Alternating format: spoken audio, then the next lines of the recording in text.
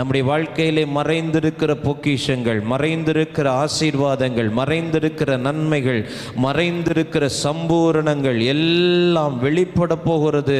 கர்த்தர் நம்மை அனுபவிக்கும்படியான நாட்களை நமக்கு தரப்போகிறார். ஆமென். மறைந்திருக்கிற பொக்கிஷங்கள் எல்லாமே மறைந்துதான் இருக்கிறது.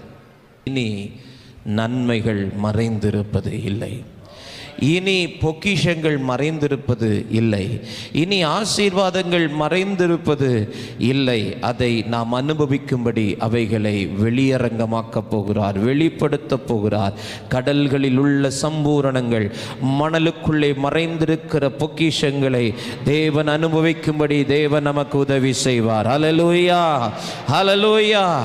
இதுவரைக்கும் நீர் மறைத்து வைத்திருந்தீரே, இதுவரைக்கும் நீர் நல்ல ரசத்தை வைத்திருந்தீரே, அப்படின்னா ஒளிச்சு வச்சிருந்தீரே.